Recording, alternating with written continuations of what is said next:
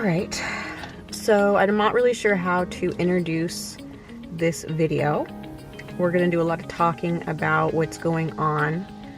We're gonna go visit the old neighborhood that we grew up in. We're gonna go see our old house. We're gonna go see where we went to school. We're gonna tell old stories, but I'm also gonna talk about Lion's trial because I got to testify the other day. I'm gonna talk about the outcome. I'm gonna talk about what it's like to testify in a trial. And it's just gonna be really interesting. I got all the body cam footage from the police. That alone is very interesting. I've also found it to be very traumatizing to be sitting in my house watching body cam footage of them tearing my house apart and letting a dog run around in it. So I'm kind of having a little bit of trauma and I'm not really doing very well. But let's get going. We're gonna head to the old neighborhood and we're gonna go see what the old house looks like. And I haven't seen this in years. So this is gonna be interesting if it triggers any memories and all that. Rachel, is there anything you wanna say? I feel like it's been 13 years since it's been 13? Since what? No, it's been 10 years. No, it's been 13 years. Sorry, my brain's not working. 13 years since I was diagnosed with mental illness.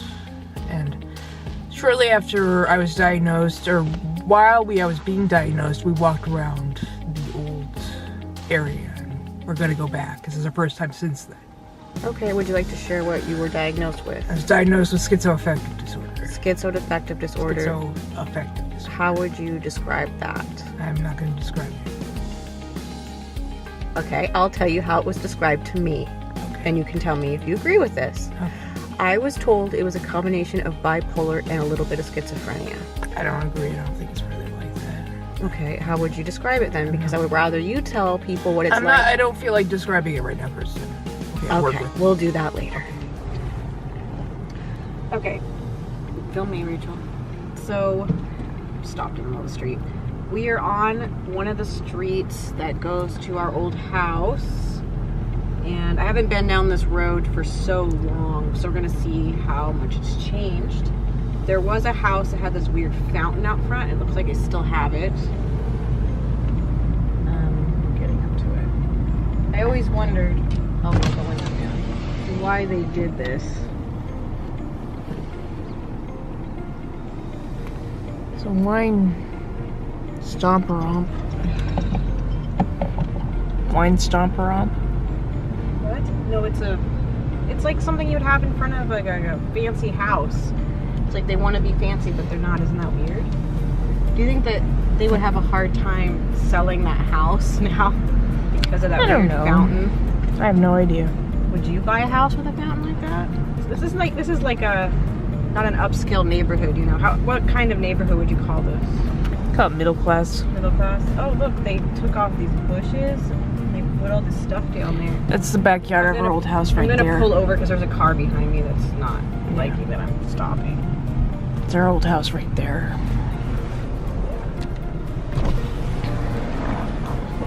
So here's the side of our old house. It was on the corner here. He had a big backyard. He has a huge backyard. There was always this old creepy house, and I think I have spirits visit me, and I know that's kind of... It was a haunted house. I don't know if they can hear the bell. So it's haunted. Anyway, stop. It was. I want to say that you know, whether you believe in spirits or not, I've had them visit me, so I can tell you that they're real. And I used to have this man visit me when I was a kid in the dark, and it scared me. He would stare at me over my bed at night, and like no one would believe me. But you know, I still have situations with spirits now where people that I actually know that have died have sent me messages. So we can talk about that another time. But right now we're doing this. And it's weird. This is so weird. This is so weird to me. There's a sidewalk now. There was not a sidewalk here before. Okay. This whole neighborhood has hoodlum energy. It has hoodlum energy. I'm gonna wait for these people to go by. Also, when we were growing up, our best friend lived right across the street from us. So it was a really good setup for us growing up. And I think that their parents still live there today. Yeah. I'm not sure, but you know, the one girl was my age and then her sister was Rachel's age. I don't really want to share their names unless they don't want to be in this, but okay, we want to take this while I can drive and watch it. Make sure you do want to film it. Okay, we're gonna drive around the corner here.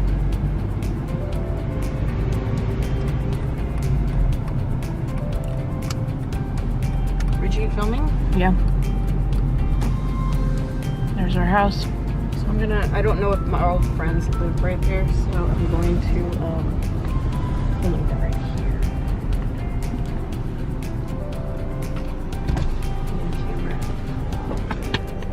So this is the old house I grew up in.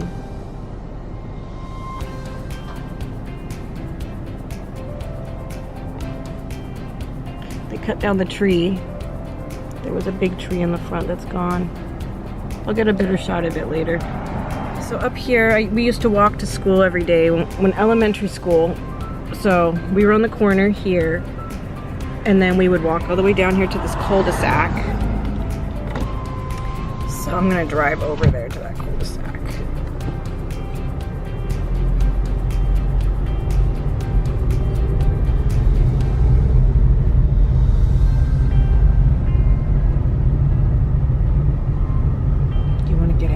Yeah, I need to figure out where I should park.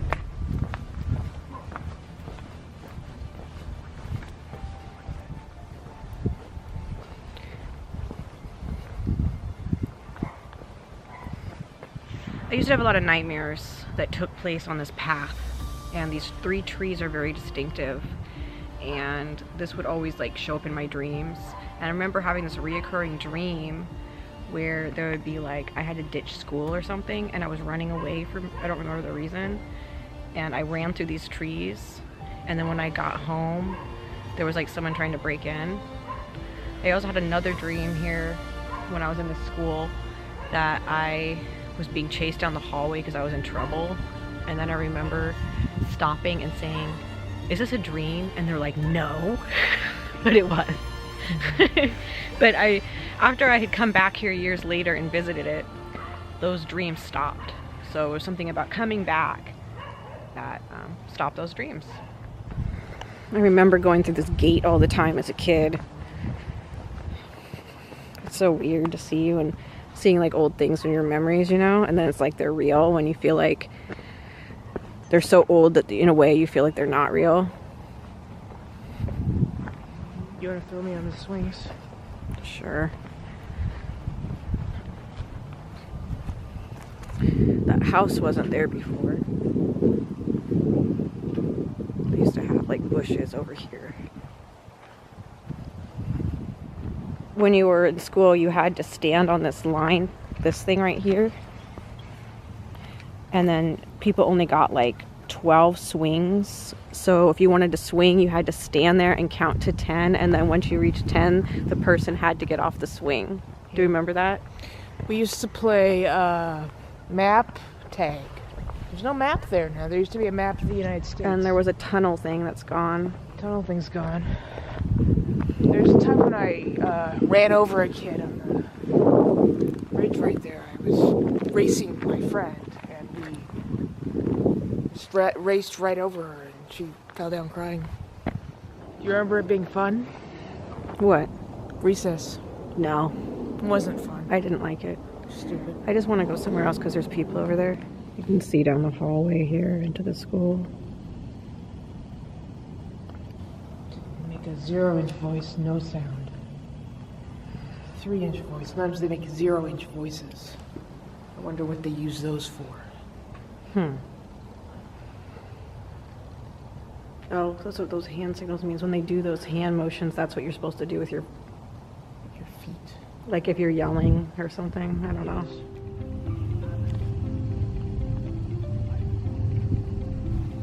Did you have a good time there? No, Rachel, I didn't.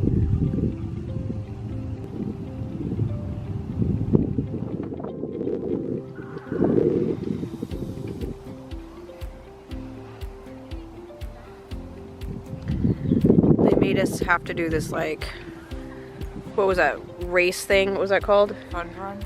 Fun run.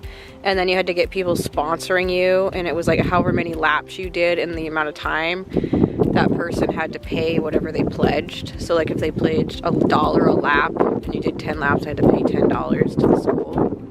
Kind of a shit. It's an excuse to get fat children. Rachel, I think it was to get people to get money for the school. I think so too. Okay.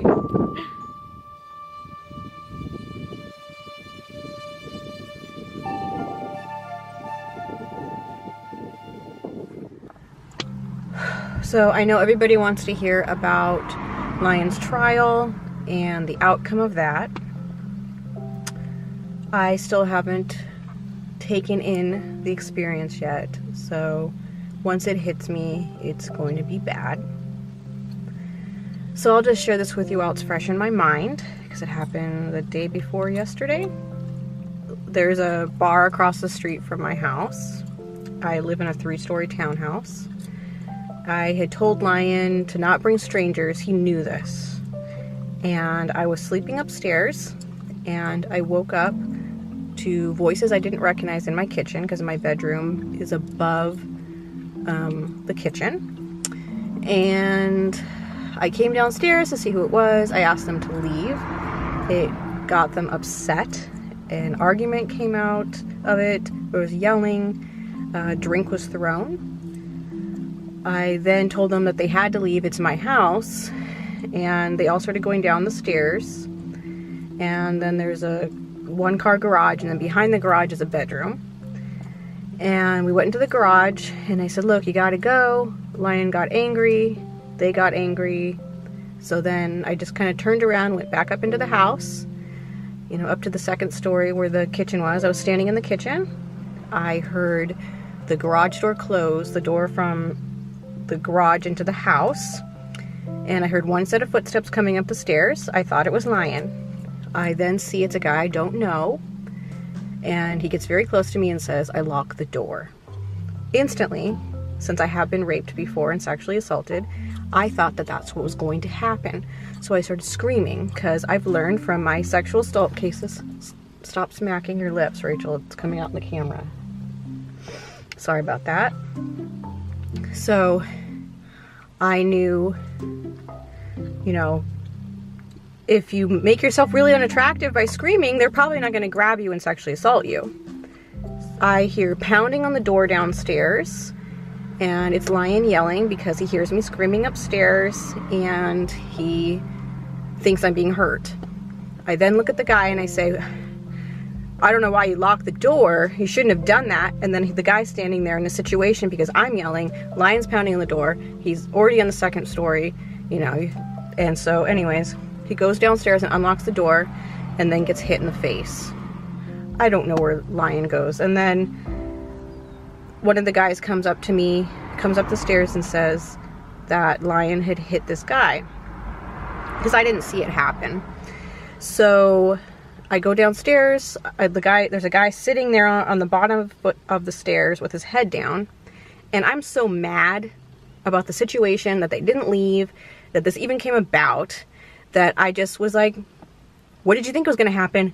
Go, leave. I told him to leave. Probably shouldn't have done that, because they went right across the street and called the police. Now I have body cam footage who pretty much shows me who called the police and what happened over there, and that's going to be really interesting. You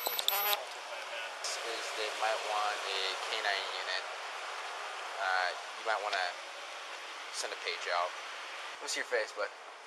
Oh, yeah, you got pelted, huh? What happened? I don't need to read back unless there's 35 dispatch.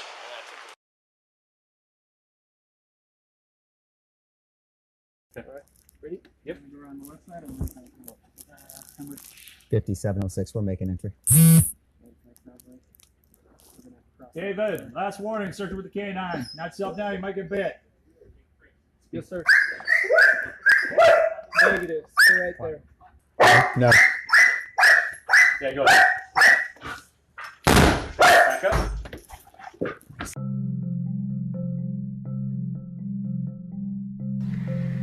So I had to testify in Lyon's case because I was his only witness.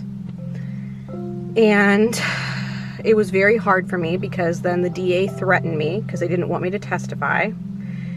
And she was saying, well, this is going to hurt your case, because they pretty much have split the night into two halves. So the beginning of the night's Lyon's case, the end of the night's my case, because I wouldn't let the police in the house.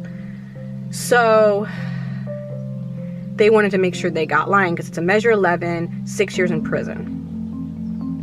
So then the DA is like, well, we don't want you to do this, pretty much. We're sort of threatening me, you know, that they're going to be really hard on me and all this, and telling me that I can just go up there and say that I don't want to hurt my case so I don't have to talk. But I was not okay with doing that. I was not okay with taking his only chance away. And, you know, that's something that we also need to think about, you know, how we treat people, because we never know when somebody is going to be left with a decision like that, and you might not even know what's happening. And, you know, if I was a revengeful person, I could have just been like, yeah, well, you know, he had the police swarm my house, they broke down my door, you know, or whatever else that I was mad about, and I could have just completely screwed him over. Well, I'm not that kind of person, so I wasn't going to do that. I had to give him a fighting chance. But, you know, they gave me an hour to think about it, and I went to Starbucks and thought about it for a while because, you know, I do have to protect myself too. But ultimately, I think they made the right choice.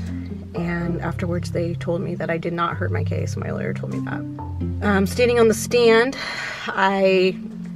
you know, you walk in, I was wearing a business suit. You got a bunch of jury people sitting there with like gold stars on their chest. I couldn't look at them because I knew I'd have a panic attack. You know, Lyon was sitting with his lawyer at a desk in front of me, and then the DA was sitting next to them. And they pretty much just went back and forth and asked me questions about the evening. You know, the DA was pretty much trying to get me to say that I was drunk. The DA was also trying to get me to say that, you know, well, I must have known that he was in there because there's only one staircase going up, but I had gone outside to talk to the police, and that was plenty of time for anyone to go up that staircase. Her case was weak, but I was not allowed to watch the whole trial. It's just because they don't want the people, influencing each other, I guess. And they also told me they told me after I testified I can sit and watch afterwards, but I think everyone else had already spoken.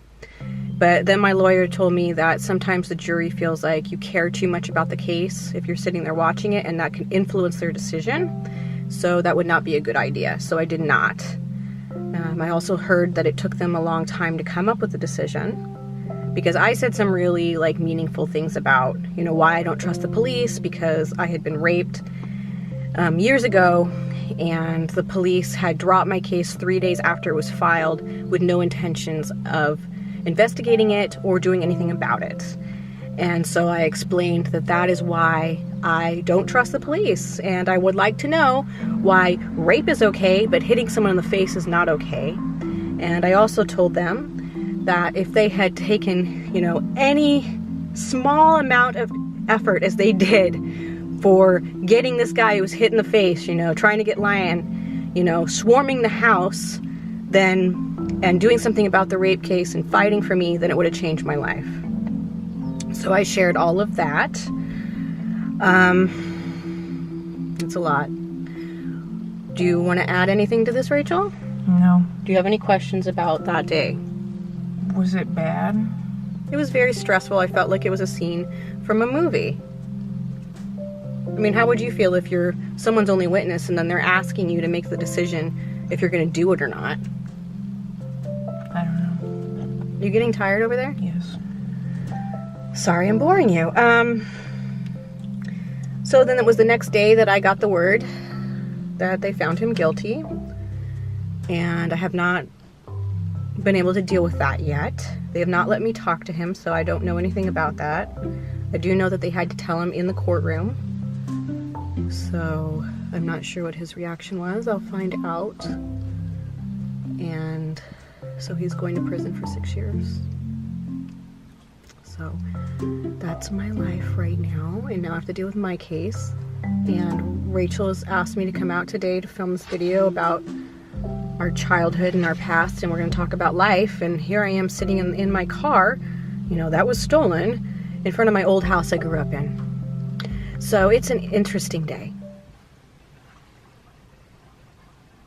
Are you okay? I'm listening to Caravan Palace. It's a swing band. Okay. So this was my old preschool. I think it's an old church, right? When we came by here in 2006, we felt a spiritual presence of my grandpa. Yeah. I got out of the car. My sister didn't want me to. Well, I think we came in the dark. It was night. Yes. That's different. Right now I don't feel anything like that, but I'm kind of not in the right state of mind with everything that's been going on. You want to do this later? We're already here. Okay. Yeah, I'm kind of traumatized from everything that's going on, so if I seem a little off, I'm sure you'll understand. And then my sister has me out here doing this. So something kind of funny is when I was in preschool, I think that I was starting to get like sexual feelings for people. Like, how old are you in preschool? 3. Okay, so 3. And I used to chase guys around the playground here and try to kiss them. And I used to get in trouble for it. Did you do that? No. I didn't have crushes on guys in preschool. Oh, I did. So whatever that means. Was that mean something if it happened that young? Don't ask me. I didn't get crushes on guys till 4th grade. Do you remember your first crush? Yeah. Did you pick him because of what he looked like or because of his personality? He was smart. See, I always pick people because of what they look like. Yeah. Do you think things could ever change? What do you mean? For the good? I don't know. I'm really honestly worried about the world today, like what everything's coming to. Donald Trump, global warming. It's a lot of stuff, Rachel. I don't want to upset anybody on this video because I don't know who's watching it. I don't want to get into politics for that reason. But I mean, just like what people's values are. The way people treat each other or stuff like that. Have you noticed that over the last 10 years that people treat each other a lot differently than they did before? I think people are being meaner to each other. Why do you think that is, Rachel? Just the internet. Well, I feel that the internet is preventing us from empathizing with each other properly. We get annoyed with people over the internet and we say rude things, some people do, and they don't see them as people. And I think that's a really good point, Rachel. Yeah. It takes a while to understand that the world needs help, and if the right people get together and make the changes, then maybe something can happen. But everyone has to want there to be a change. I think enough people want there to be a change. You just need the right people to force that change to happen. Okay, get that frog out of your throat. All right. Excuse me. Washington County here in Oregon seem to be very unorganized with their courthouse stuff. So we had planned a trial for him for like 1 week, and then when I got there, they even transported him. They said they didn't have a judge, which was really weird. But anyways, that night before, I had a really interesting experience, and a spirit visited me, and I would like to describe this this experience as, I don't see it, I don't hear it with my ears, I'm not losing my mind. It's like a thought being placed into your mind, and it was like it was there to comfort me during this time. And I just, sometimes I try to ask questions if I can, and I said, in my mind to it, what does it feel like to die? Why is that my question? I don't know. Maybe I feel like I'm not going to live a lot longer, and so I'm thinking a lot about death, and I guess going away for so long feels like a death. And I actually got an answer back, and at first it seems really weird, but then when you think about it, it makes a lot of sense, and I want to hear your feedback on this one, okay. Rachel. So I asked the spirit, what does it feel like to die? And it said, it's like leaning in for a kiss, but nobody's there. I like that. I like that.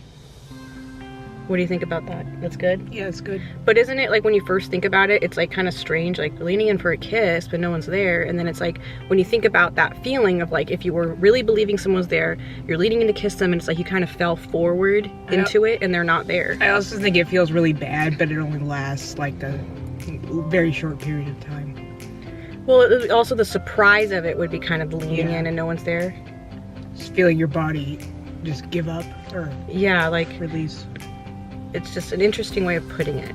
And I just wanted to share that. Okay, thank you. Anything else you'd like to add? I like to share that I have hope. Okay. That's good. Yes. Well, we have done a lot today.